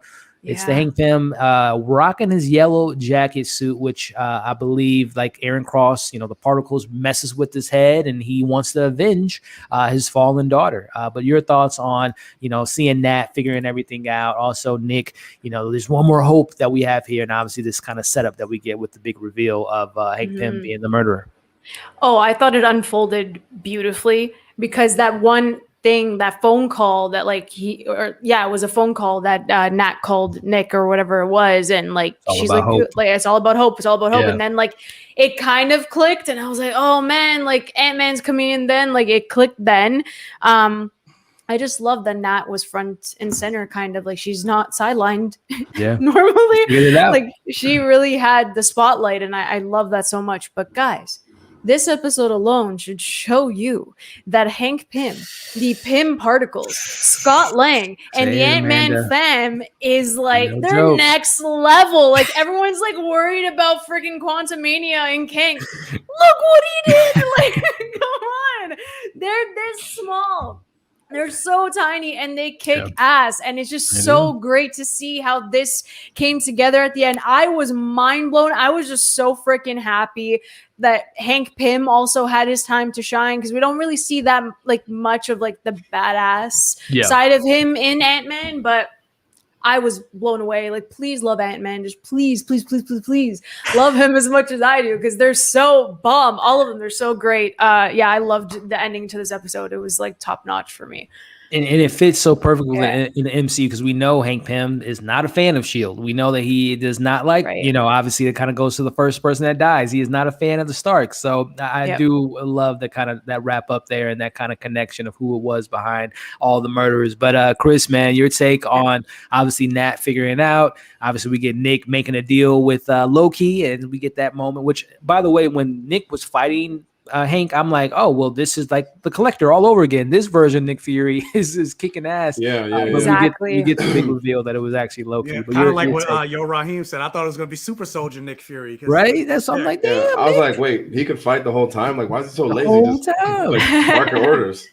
Because Samuel L. Jackson's 70 something. Exactly. But he's I didn't see the what was it, Protege? I heard he was. I know he's not in that much, but I heard he was did a good job in the film from what I heard. Did any of you guys see Protege by chance? No one on the planet saw Protege. Hey, apparently it was good, man. I hear some people were saying it's underrated. It's from the same director that did Casino Royale, and I can't think of his name right now, but I heard it was good. But either your thoughts on Mr. Nick Fury laying them hands on Hank. Yeah, I was like, damn, why is he getting? How's he been his ass like this? Then I was like, wait, he could have been fighting this whole time. But then it made sense that it was Loki. And then to rewind, when she kept saying it's all about hope, I thought she was saying it's all about Hulk. Because I had to rewind and I put the subtitles for a second. And then I was like, oh, Hulk, that makes sense. But then also it didn't make sense that they would say Hulk, because Hulk was already out of there. So I was like, wait, he's gone. You already handled that. I thought that scene was cool. The man has a good point. That's a good point. It's yes. And the Ant-Man, the world has some stuff there. Because I don't really care about that world, I was like, oh, man, Hank Pym, But this episode should at least put some respect on his name, which I guess is what you can do with a cartoon like this. It's all right, the people in the movies that no one cares about, let's explain why they should or why they could care about them. So I was like, okay, well played, Marvel. Exactly. This is fine. I agree. And again, we got more Hank coming in Quantumania. I think he might bite your dust, though, if I'm being honest. Yeah. In the next film. But what did you think, Mike, in regards to this big reveal? Him wearing the yellow jacket suit versus the Ant-Man suit. Him avenging his daughter, who we learned in this version of the story, she worked with Nick. She was an Avenger or of a sorts. But getting that reveal, man, did it live up to it? Was you expecting someone else? Are you happy with the result of who was behind the kills? No, I thought this was a dope reveal, and it is like a little callback to the comics, because in the comics, Hank Pym did become Yellow Jacket at a certain point, and this is the first time we really get to see Hank Pym be in any type of Ant-Man level suit, right? Which we never got in the movies. And so I thought it was dope. And yeah, like it goes to show like how deadly the Pym particles can be if It makes given the that right. Thanos going in the butt of Thanos sound pretty I was looking. You reasonable. just beat They me. I should was have literally done about to it. say it. Like this episode It showed makes you it more They should have done it. if Scott Lang went up in Thanos' butt, he could have Hey. ended it all. We still got Kang. All they We needed still got was Quantumanium. all we needed was Ant-Man to take out any villain. It could be like he could go so small he can go into your bloodstream. Yep. So like call up Ant-Man and you'll never go wrong. So Exactly. I mean I like seeing this, the crazy Hank Pym, kind of like how he went crazy in the comics. Like they didn't give him his respect of creating Ultron. They had to let Tony Stark be the one to create Ultron instead of Hank Pym. So I feel like this episode put a little bit of respect on Hank Pym's name because he's basically the like how Doctor Strange is the Sorcerer Supreme. He's like the Scientist Supreme within like comics. Like he's one of the smartest people in the Marvel Comics universe. So yeah, I'm glad this episode put some respect on his name. Yeah, so Thank God.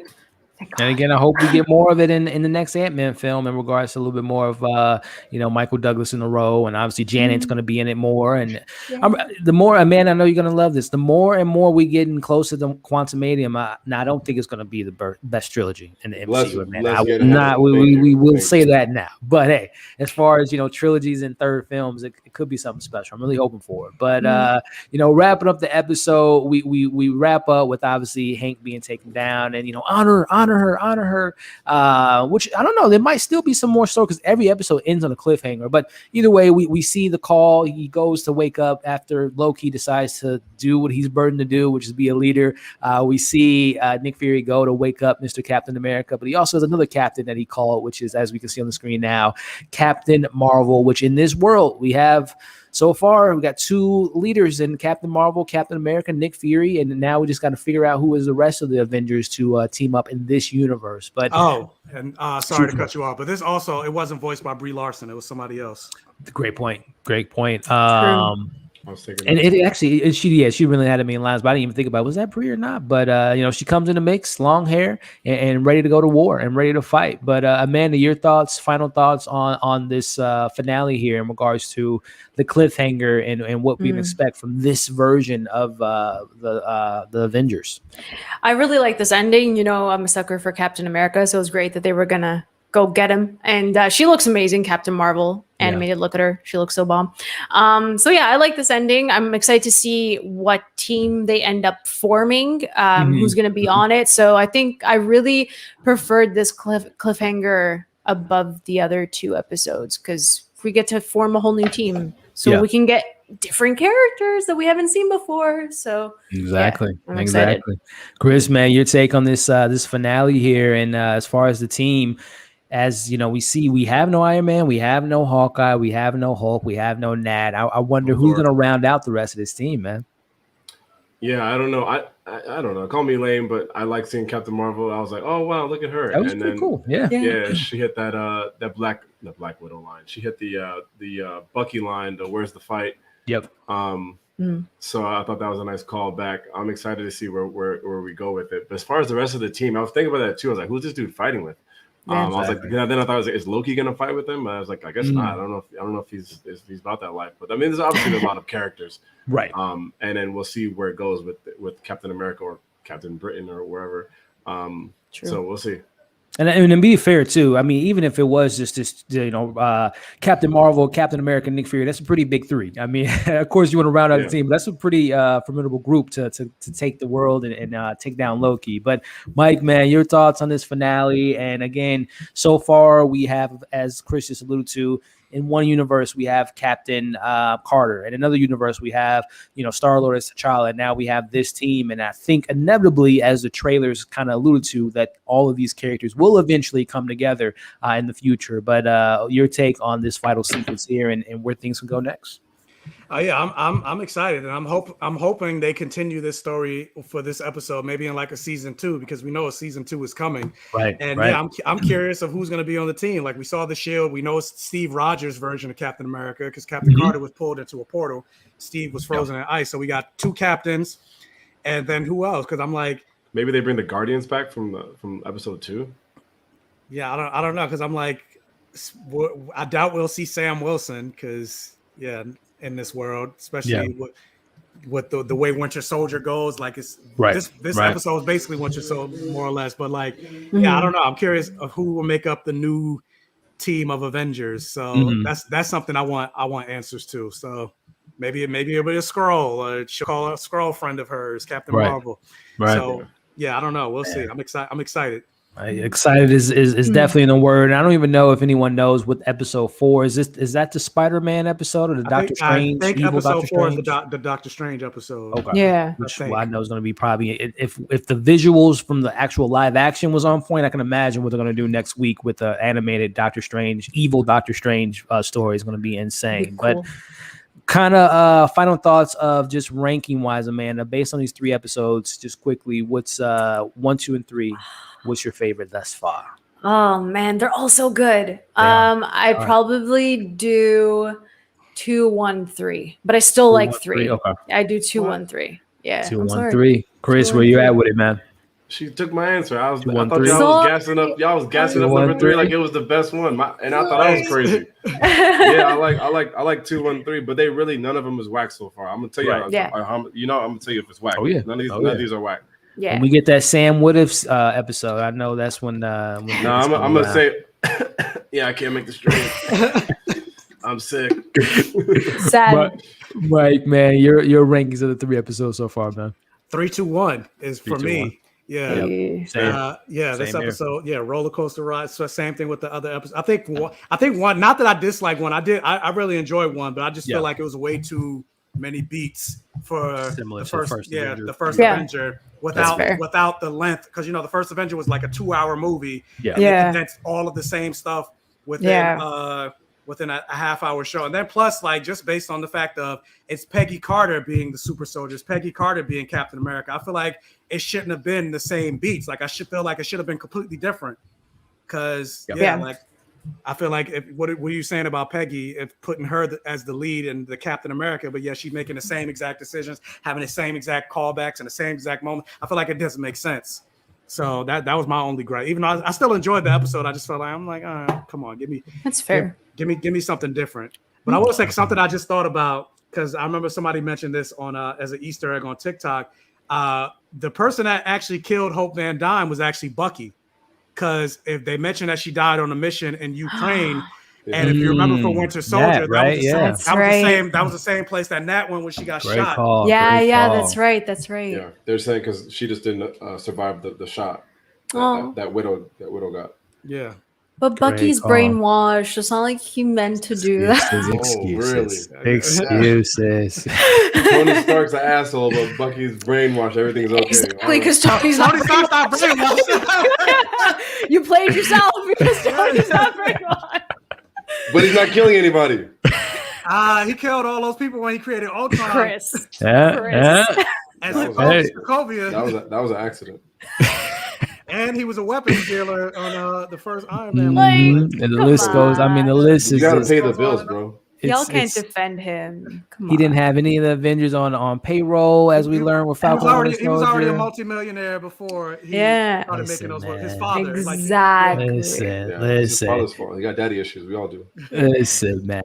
But hey, there's one more news article that I know Mike brought it up in the private chat. I just wanted to bring it up right quick. Well, one of which, just to kind of wrap up on a news piece with the catching up with what's going on with Black Panther and everything. So one of which the other day we got news that 2 characters here, let me pull it up for a second, have made their way onto set, which, as we can see here, Letitia Wright, as Fury, and we have Danny as Koye on set. This is the first time we've seen, and not to get to dive deep into Letitia Wright last year, but this is the first time that we've had like confirmation that she's in the film. I don't know if it was just me, but I didn't think they were going to recast her, but they were like bringing up all these new actors. I'm like, what's going on with Shuri? Isn't with everything, obviously, rest in peace to Chadwick Boseman, I'm thinking that Shuri's going to be the main character, but we see that they made their way on set. But unfortunately, this film, as far as just like things going on with Shuri, Letitia Wright in particular, but news came out that I don't think it's like a serious injury, but I think that she got like a minor injury on the set of Black Panther 2. Minor injury. And I think said that she's in the. I'm looking at the article now that she's doing good, and if she did like a stunt that obviously didn't turn out too well, but hopefully she's doing well, recovering well, and I don't think based on the article I'm looking at, it's not going to slow up production. And she'll be back at it hopefully. Part of me is like, she's in the hospital for an injury for a stunt. Is it a Black Panther stunt? Like, oh god, possibly. We'll see. I'm just seeing minor injuries due to a stunt rig incident on Black Panther. A rig. That's more specific. She's on a rig. Stunt rig. Let's see. Shuri's using them gloves. She's on a rig. I see you, man. But on that note, too, this was announced on Monday that Dominique Thorne made her way into the set. As we know, Riri was announced that she's going to make her first appearance in the MCU in Black Panther 2. Just quickly, Amanda, your thoughts on seeing them on set, injury-wise, if you have any thoughts on that. But also, we got Ironheart making her way into the MCU in Black Panther 2. Is it too many people in this film? Do we trust Ryan Coogler? Oh, 100% we trust Ryan Coogler. 5 ever. We love him to death. He can do no wrong. So I'm excited for this. First of all, God bless the costume department because they looked awesome on set. So I'm really excited for all of that stuff.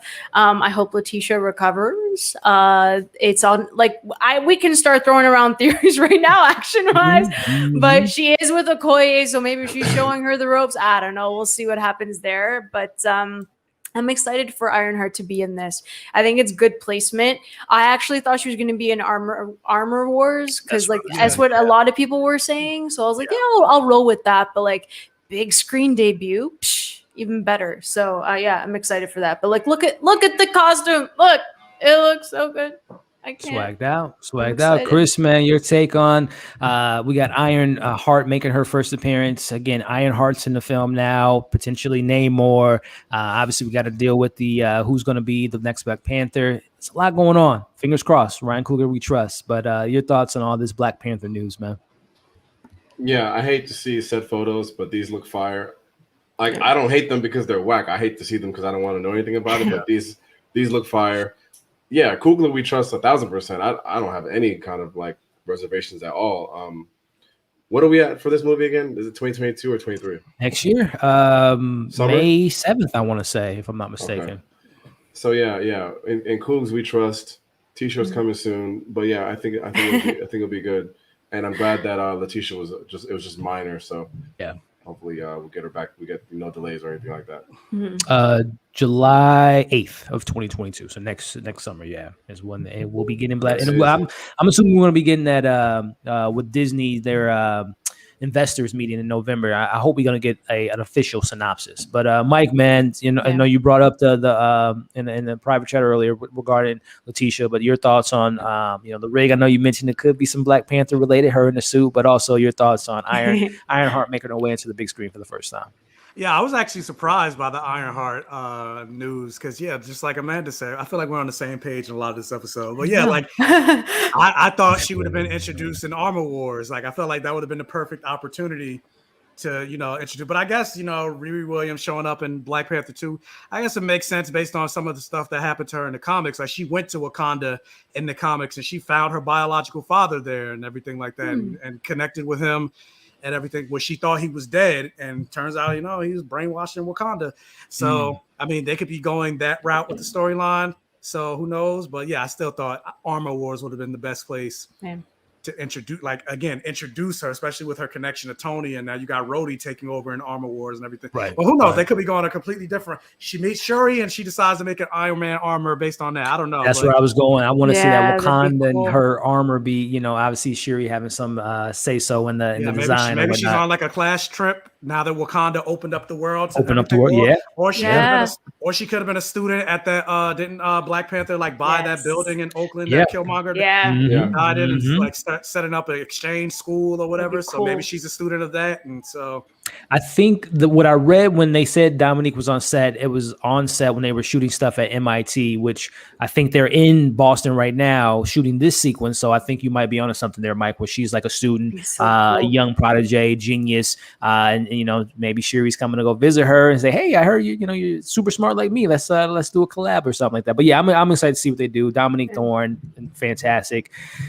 Hey, Black Panther 2, Ryan Coogler, we trust, man. I can't wait to see that synopsis. Can't wait to see if it is, Namor, Dr. Doom. We'll see. We'll see what comes of this film. Give me Moon Girl. Then you got Moon Girl, Riri Williams, and Shuri. Three super smart Black women in the MCU. Like, killing it. Let's go. Let's make it happen. Let's make it happen. But speaking of making it happen, this episode was so fire, guys. We talked Spider-Man, Eternals. We talked Shang-Chi. And obviously, we talked about this episode here. And I couldn't be more happier to talk about it with these awesome people that we have on the screen here. And everyone in the chat. Such a great chat as well. So, Amanda, closing out, any final takes, thoughts, what's coming up next on the channel, and where can people find you? Yeah, well, this is a blast. Honestly, like Michael, Chris, Elliot, you guys are all amazing. Please follow everything on every single platform. Please, they're all amazing. And I love having these conversations with you guys. You guys should all be hyped for Shang-Chi. Please don't let that hype die down for that movie. My review will probably be up on YouTube over the weekend over at Candid Cinema. You guys can always find me over at AMX ND Reviews on Twitter, Instagram, and Letterboxd. I love talking about movies, TV shows, all of the above. I can't really do the leaks anymore. And as we talked about in this episode, we're all fed up. So hopefully we don't see any more. But yeah, this was a blast, guys. So had fun. No doubt. And Amanda, if you get a chance, definitely check out 1992's Candyman if you get a chance before you see the new one. I'm doing it tonight. Yeah, for sure. That's a really good watch. But Chris, my man, what's next? What's the next bit of content we can expect from you on your platforms, and where can people find you, man? Yeah, for sure. I'm gonna watch Candyman, but I'm not watching the original first. I'm not trying to. That's too much. What do you want? You want me to sleep at night or what? No, but no, I know. I saw your note. It's not. I should not be worried. I will survive the movie. I trust you. In Eric, in Elliot, I trust. But next piece of content for me, I got a video dropping Friday morning. New Netflix movie, so you guys have to look out for that. Again, you can find all my information in the bio. Please, join the Tait's Takers and check out my thoughts on a lot of these movies, and then just try to give you a little background. Hopefully you learned something in each of these videos. But yeah, love being on the panel. Awesome to have, our cousin Mike back. He's like the cousin that always spent the summers at your crib. The one that, like you say, you got to go to the fridge on your own. You don't got to help him no more. It's dope. But yeah, always happy to be on the show and looking forward to episode 4. No doubt. And this is for you, Chris. Fun. See, I just do choose violence at any moment. Opportunity. This is crazy. Oh no, I hate crazy. Yo, yeah, that's so creepy. I've never seen that movie since around that time. I was a kid, so it was creepy. I've never seen it as an adult, and I'm not gonna start now. Be my victim. Mike, my man. So glad to have you back on, my friend. Such a great time. Of course, we're going to have you back on in the future, man. But it was great to hear your thoughts, your opinions, and the energy and everything you brought tonight, man. And such a big fan of yours. Again, love collaborating with you, my friend. But what's next? Where can the people find you with that new light and that new, your new setup and tripod and everything that you got set up, man? Where can the people find you?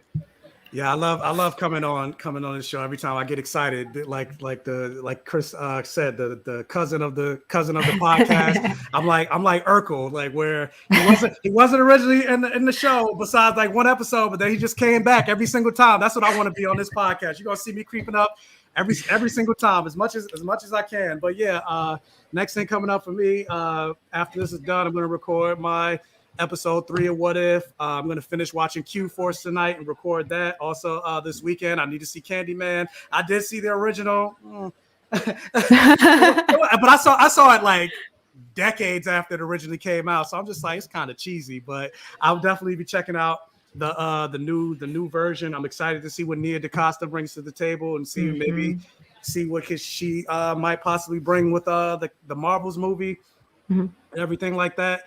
So yeah, just be on the lookout for that. Follow me on TikTok, YouTube, Instagram.